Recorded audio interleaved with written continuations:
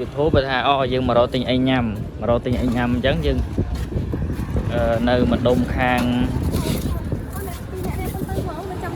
ចាំថតអមេងថារកដូរកន្លែងមិនបើ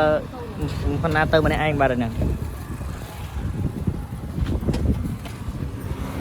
នៅតំបន់នេះអែមខ្លាំងព្រោះនេះដោយសារយើងមានស្រះឈូកនៅខាងនោះមានស្រះឈូកហើយពេលល្ងាចឡើងម៉ោង5ម៉ោង6អីគឺមនុស្សមកហូបអីណែននៅខាងនៅជិតឈូកមាសដែរនៅខាងសែនសុកផ្សារសែនសុក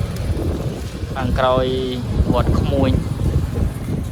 អត់ទេអែមខាងបសសអែមខ្លាំងមកហើយមនុស្សមកឡើងណែនតំបន់នេះគឺឡើងនិយាយហើយ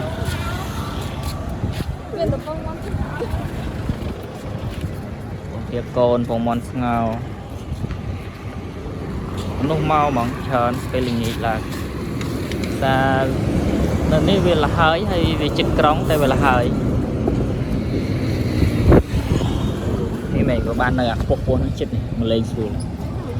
ទៅជិតនៅនេះខ្លាយជាក្រុងហ្នឹងណាវាខ្លាយជាក្រុងវាឡើងជាកន្លែងហូបអីទៀតហើយឯណាបន្ទប់ជួយមែននៅណានៅហូបនៅក្រោយ WS មែន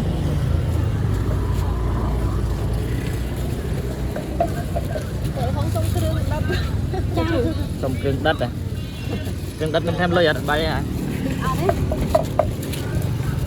មកទេអីកំងនៅមកទេកំងនៅ500ទិញទៅលុយនឹងចាយអស់មិនទុកទេចាយអស់ខ្ញុំលេខអស់ហើយបាច់ទុកថ្ងៃក្រោយអីបាច់ចាយអស់មកជា 5000 ហូបលឹកដូច 10000យកជា 5000 ហូប